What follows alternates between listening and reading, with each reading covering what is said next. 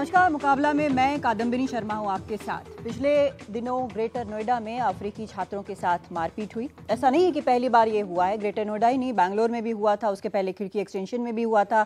लगातार इधर उधर से हम ये खबरें सुनते रहते हैं।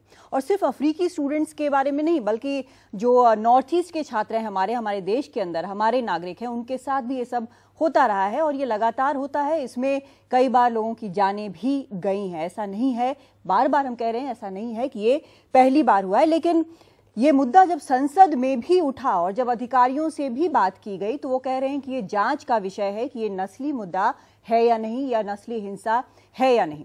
आखिर ऐसा क्या है कि जब देश के बाहर किसी भारतीय पर हमला होता है तो वो तुरंत नस्ली हिंसा हो जाता है। जब दूसरे देशों की सरकारें कहती हैं कि हम जांच कर रहे हैं, हम तुरंत उसे नस्ली हिंसा बता देते हैं। लेकिन जब खुद हमारे देश में इस तरह की चीज होती है तो उसे मानने में हमें बहुत कठिनाई होती है। तो मुकाबला में आज बहस का विषय ये कि क्या हम अपने देश में नस्ली हिंसा को नस्ली हिंसा मानने से कतराते हैं। खास मेहमान है यहाँ हमारे साथ इस विषय पर हमसे बात करने के लिए। आपसे हम परिचय करा देते हैं। सबसे पहले जो दिल्ली में छात्र हैं, एसोसिएशन ऑफ अफ्रीकन स्टूडेंट्स के, उसके सदस्य हैं हमारे साथ। अबू बकर अहमद सादिक हमारे साथ हैं। आमोद कंठ हैं, पूर्व डीजीपी हैं और प्रयास चलाते हैं। बीना लक्ष्मी निप्रम हमारे साथ हैं, एक्टिविस्ट हैं, खासकर नॉर्थ ईस्ट इशू पे बहुत काम किया है। मनिंद्र नाथ ठाकुर हैं, एसोसिएट प्रोफेसर हैं political studies school of social sciences में। विक्रांत कुमार टोंगट भी हैं, ये भी सोशल एक्टिविस्ट हैं और इन सब से हम बातचीत करेंगे। लेकिन सबसे पहले जो भुक्तभोगी हैं उनसे बात करना ज़्यादा ज़रूरी है। अबू बकर, आपसे हम जानना चाहते हैं, और आप हिंदी भी अच्छी बोलते हैं, तो जो हुआ है आपको क्या लगता है यहाँ पर? क्या ये सिर्फ लॉ एंड ऑर्डर प्रॉब्लम है या फिर ये रेसिज्म रिलेटेड इंसिडेंट है? ये सब जो ये सब हुआ, ये सिर्फ लॉ एंड ऑर्डर इशू नहीं है, ये रेसिज्म है क्लियरली। क्योंकि सिर्फ अफ्रीकन टारगेटेड अटैक बार बार हुआ और ये बढ़ता जा रहा है और पिछले सालों से हो रहा है। तो ये रेसिज्म है, कोई लॉ एंड ऑर्डर नहीं। लॉ एंड ऑर्डर नहीं है। आपको क्या लगता है कि जिस तरह से अटैक्स होते हैं तो उसके कारण आपको, जिस तरह से एक स्टूडेंट रहता है यहाँ पर दिल्ली में आकर, देश इतना बड़ा है, भारत इतना बड़ा देश है, इसकी राजधानी है, राजधानी से सटे इलाके हैं, जिस तरह से बार बार अटैक्स हुए हैं, तो आपको लगता है कि आपको अपने रहने के तरीके में कुछ बदलाव करना पड़ा है? कुछ बाकी स्टूडेंट्स के कंपैरिजन में ज़्यादा बदलाव करना पड़ा है, चेंज करना पड़ा है ज़्यादा? हाँ, चेंज करना पड़ेगा। और मोर पीपल, हिंदुस्तान पीपल भी कुछ सेंसिटाइजेशन करना चाहिए। क्योंकि पिछले सालों से सेंसिटाइजेशन प्रोसेस प्रॉमिस किया सरकार से, लेकिन अभी तक कुछ नहीं किया। No sensitization of the people, ना पुलिस को। सो ये सब करना चाहिए अगर पीसफुल कोएग्जिस्टेंस चाहिए तो। हाँ जी। जी, बीना लक्ष्मी, आप भी लगातार कैंपेन करती रही। हमने पिछले साल भी देखा कि किस तरह से जब एक नॉर्थ ईस्ट के छात्र पर हमला हुआ था तो आप लगातार बिल्कुल फोर फ्रंट पे थी। लेकिन जो सेंसिटाइजेशन की बात यहाँ पर अबू बकर कर रहे हैं वो अभी तक होता नजर नहीं आ रहा। क्या ये एक सोशल इशू ज्यादा है compare to law and order issue? First of all हमको जानना चाहिए कि जो नस्ली हिंसा, रेसिज्म जो अंग्रेजी में बोलते हैं, ये क्या होता है। ये जो नस्ली हिंसा, रेसिज्म जो बोलते हैं, डेफिनेशन के मुताबिक आप किसी को भेदभाव, रंग, colour, shape of the eyes, कौन से कास्ट, कौन सी जगह, which race, which place of origin, आप इसमें आप भेदभाव करेंगे तब वो रेसिज्म हो जाता है। Racism is not just when a Northeast boy or an African person is attacked in Delhi. Racism is also when Shah Rukh Khan advertises fair and handsome. And we have advertisements, उन्होंने जो बताते हैं जब गोरे हैं तो आप सुंदर है, काले हैं तो वो आप बॉयफ्रेंड नहीं मिलेगा, नौकरी नहीं मिल जाएगा। हमारा कंट्री इंटरनली रेसिज्म क्या होता है, हमारे नस में है। 70th year of Indian independence में not only the government but हमारा माइंडसेट में ये चेंज लाना बहुत जरूरी है, क्योंकि 1965 में फर्स्ट टाइम वर्ल्ड की हिस्ट्री में एंटी रेशियल कन्वेंशन हुआ यूएन में। इंडिया ने 1967 में साइन किया the UN convention on ending racism to give support to South African fight against apartheid. African देशों को साथ देने के लिए हमारे देश ने ये लागू किया anti racial convention. It is important कि हमारे सरकार उसको लॉ में बदले, क्योंकि आजकल क्या हो रहा है कि जैसे, क्योंकि हमारे कॉन्स्टिट्यूशन आर्टिकल 15 में बोलता है भेदभाव नहीं करना है, बट लॉ में नहीं है। So if a north east boy is attacked और a north east girl is attacked, हमने बहुत लाशें दफनाया है नॉर्थ ईस्ट के। हम लोग not only we are not saying this just because हम एक डिबेट में हैं, हमने 5 साल से हमने मुनीरपाड़ा में हमारे कितनी बच्चियों का लाशें हमने उठाया है, कितने बच्चों के ऊपर हिंसा किया है। हमने बार बार भारत सरकार को बोला, इंक्लूडिंग कि ये इसको nip it in the bud, क्योंकि हमारे we are the world's largest democracy. लेकिन जो अबू बकर कह रहे हैं वही चीज यहाँ पर भी हो रही है, कहीं ना कहीं ना तो एनफोर्स किया जा रहा है जो होना चाहिए, ना अवेयरनेस है, ना सेंसिटिविटी है। विक्रांत, शायद आप इससे अलग राय रखते हैं कि ये सिर्फ लॉ एंड ऑर्डर प्रॉब्लम है। बिल्कुल, मैं ग्रेटर नोएडा से हूँ और एक स्थानीय होने के नाते मेरा ये मानना है कि एक नस्लीय घटना नहीं थी, ये एक लॉ एंड ऑर्डर का इशू ज्यादा था। और इसके पीछे एक मुख्य वजह ये थी कि जो अफ्रीकन मूल के लोग वहाँ रह रहे हैं, पिछले कई सालों से रह रहे हैं, कभी किसी को ऐतराज नहीं हुआ। हमारे यहाँ के बच्चे या स्टूडेंट्स तो उनके साथ मित्रता करने में भी अच्छा ही समझते हैं और उनको अपने घर भी ले जाते हैं, रिश्तेदारियों में ले जाते हैं। तो ये कोई नस्लीय घटना नहीं है। लेकिन अफ्रीकन लोगों में से ज्यादातर लोग कथित तौर पर, और कुछ लोग जेल में भी हैं, वो ड्रग्स के मामले में इन्वॉल्व पाए जाते हैं, ड्रग्स का व्यापार ये करते हैं। शारदा यूनिवर्सिटी में 100 से ज्यादा स्टूडेंट्स फेल हो गए फर्स्ट ईयर में ही, अब उनका पता नहीं है कहाँ है वो ग्रेट नोएडा में रह रहे हैं और वो अपने देश भी वापस नहीं गए। तो कहीं ना कहीं अफ्रीकन लोगों के प्रति जैसा आप खुद बोल रहे हैं कि कुछ लोग जो हैं वो जेल में है, यानी अगर कोई क्राइम कर रहा है तो वो जेल में है, ठीक है, पुलिस ने उसे पकड़ा है, वो जेल में है, उसके खिलाफ सबूत है। लेकिन कुछ लोगों के नाम पर कुछ लोगों ने किया है, तो क्या उसकी सजा आप पूरे ग्रुप को देंगे? नहीं, गलत है, ये निंदनीय है घटना जो हुई है, इसका कोई पक्ष नहीं कर रहा है। कुछ एंटी सोशल लोगों ने मारपीट की है, उन्होंने केवल, हो सकता है उनका कुछ अफ्रीकन लोगों के साथ झगड़ा रहा उन स्टूडेंट्स का जिन्होंने इनको पीटा है।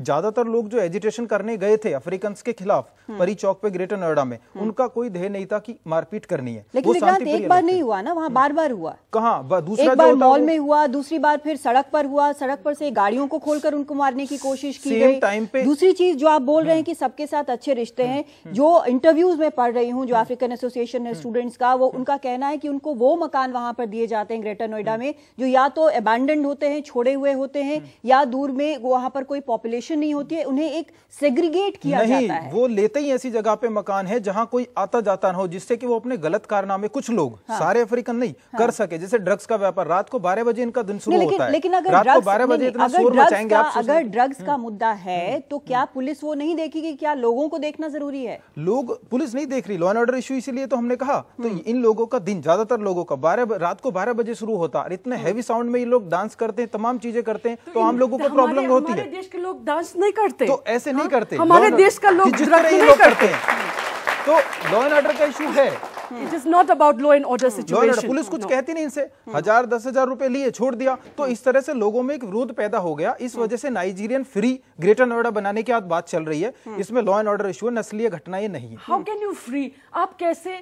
गलत है, फ्री कहना गलत है, हम उसके पक्ष में नहीं है। अफ्रीकन कंट्रीज के साथ $1 बिलियन US से $70 बिलियन अब रिश्ता ट्रेड का चल रहा है। इसीलिए सुषमा स्वराज न घबरा रहे इसकी बात। एक रिश्ता यहाँ भी चल रहा है लोकली। इनिशिएटिव अभी हमने हाल में बहुत बड़ा आउटरीच है हमने किया है। अबू बकर, आपसे इसका एक छोटा सा हम जवाब चाहेंगे कि जो ये कह रहे हैं कि ड्रग्स का बिजनेस करते हैं, कुछ लोग जरूर इसमें इन्वॉल्व हैं, लेकिन क्या हो रहा है? क्या इसकी सजा सबको मिल रही है, या बहुत ज्यादा ऐसे स्टूडेंट्स हैं जो कि इस तरह के गलत कामों में अगेंस्ट लॉ एंड ऑर्डर कुछ काम कर रहे हैं?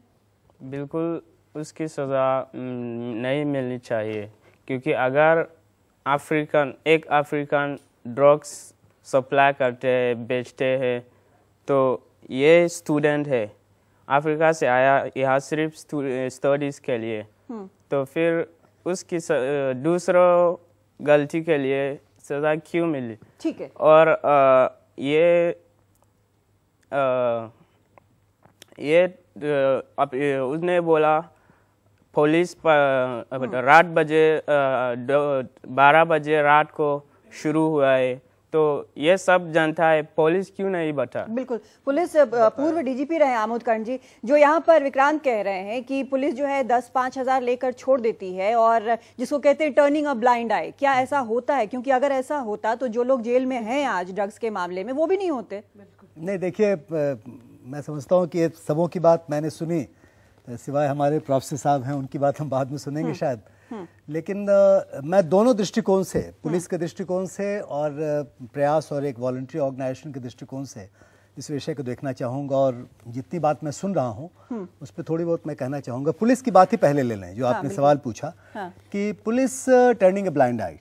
देखिए, पुलिस की शिकायत तो होती है, होनी है। इसका मतलब ये है कि पुलिस एक ऐसे चौराहे पे खड़ी होती है, एक ऐसे दोराहे पे खड़ी होती है जहाँ पे एक तरफ कॉम्प्लेंट है, एक तरफ शिकायत ये हुई कि भाई ये अफ्रीकन हैं या ये नॉर्थ ईस्ट के लोग हैं या ये अपराधी हैं या अपराधी नहीं है।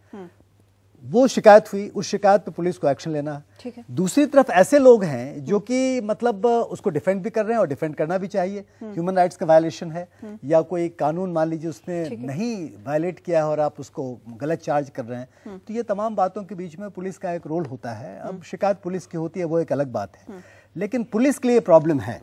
ये पहली बात हम समझ जाएं कि पुलिस के लिए ये प्रॉब्लम इसलिए है कि ये क्राइम भी है, लॉ एंड ऑर्डर प्रॉब्लम भी है, सोशल प्रॉब्लम भी है। ये हर ढंग के प्रॉब्लम्स का एक कॉम्बिनेशन है। पुलिस को इस सिचुएशन को हैंडल करना है। खिड़की की कहानी आप उठा के देख लें, मैंने उस पर्टिकुलर इंसिडेंट को बहुत गहराई से देखा था और वहां पे बड़ी इन्वेस्टिगेशन की। बल्कि मैं खुद 3 महिलाओं को, 3 औरतें जो थीं जिन पे आघात किया गया था, जिनकी चर्चा हुई, जो मंत्री हुआ करते थे पहले, तो उसमें एक औरत को चोट लगी थी, बल्कि उसके सर में यहाँ पे काफी गहरा एक चोट था। और इत्तेफाक से किसी वजह से मैं उनसे मिल गया और उन्होंने कॉम्प्लेन तब तक नहीं किया था। मैं खुद उनको लेकर के डिप्टी कमिश्नर पुलिस के ऑफिस में गया। आप लोगों को पता है कि मैं दिल्ली में ज्वाइंट कमिश्नर रह चुका, डीजीपी रह चुका। मैं कभी नहीं जाता हूँ जूनियर पुलिस ऑफिसर्स के यहाँ, लेकिन मैं इनको लेके गया, तीनों को साथ लेके गया। उन्होंने जो कहानी कही वो सुन के बड़ा आश्चर्य हुआ और उस पूरी की पूरी कहानी से बल्कि मुझे एक आइडिया भी मिला पर्सनल लेवल पे कि ये बात होती क्या है। और फिर पुलिस का इसमें क्या रोल हो सकता है लोगों का। 12 बजे रात में, वहां भी यही शिकायत थी कि ये लोग 12 बजे रात में लौट के आते हैं। ये कहा गया कि ये कुछ लोग ऐसे हैं, कुछ वहाँ के लोग जो कि चले जाते हैं गुड़गांव में, वहाँ के रेस्टोरेंट्स, होटल में खूब मौज मस्ती करते हैं, शराब पीते हैं, बहुत बार ड्रग्स लेते हैं और आने के बाद ये 12-1 बजे लौट के आते हैं। लौटने के बाद जो है ये कुछ हंगामा करते हैं, जिसकी चर्चा अभी आप कर रहे हैं। नहीं, मैं अब बता रहा हूँ, मैं थोड़ा सा स्पष्ट कर दूं सारी चीज़ को। ये शिकायत थी इनके बारे में। तो हुआ ये कि अचानक ये जनाब जिन्होंने फैसला किया कि वहाँ पे रेड होना चाहिए, पता करना चाहिए, ये पहुँचे। इन्होंने तमाम लोग जो 12:30-1 बजे वहाँ लौट रहे थे उनकी गाड़ियों को कब्जा कर लिया। ठीक है। औरतों को, जो लड़कियां गाड़ी के अंदर बैठी थी, उनको टॉयलेट तक जाने की इजाजत नहीं दी। गाड़ी में बंद करके रखा। घर में सर्च किए गए जाकर के और सर्च में कुछ नहीं मिला। माइंड यू, सर्च में कुछ नहीं मिला, कोई भी ऐसी कॉन्ट्राबैंड, कोई भी ऐसी चीज नहीं मिली। तो ऐसा लगता है उसके बाद उनको आघात किया गया, उनको चोट लगी और चोट के बाद अब तक केस रजिस्टर हुआ, मामला कोर्ट में चल रहा है, आपको पता होगा। मेरा ये कहना है कि पुलिस का रोल इसमें यह है कि एक तरफ कम्युनिटी के लोग हैं जो एक माहौल पैदा कर रहे हैं, मैं माहौल कहूंगा, कम्युनिटी के लोग एक माहौल पैदा कर रहे हैं। और मान लीजिए कि ऐसे लोग हैं जो 12 बजे 1 बजे रात में लौट करके आ रहे हैं, उनको डील करने के और भी तरीके हो सकते हैं। बिल्कुल, तरीके कई होते हैं, लेकिन यहाँ पर डील जो है वो सही तरीके से नहीं हो रहा है। बहुत सारे इसमें इश्यूज हैं, बहुत सारे लेयर्स हैं। क्या है, एक ब्रेक लेने के बाद, उसके बाद हम आएंगे और अपने एक्सपर्ट से पूछेंगे। एक ब्रेक ले रहे हैं।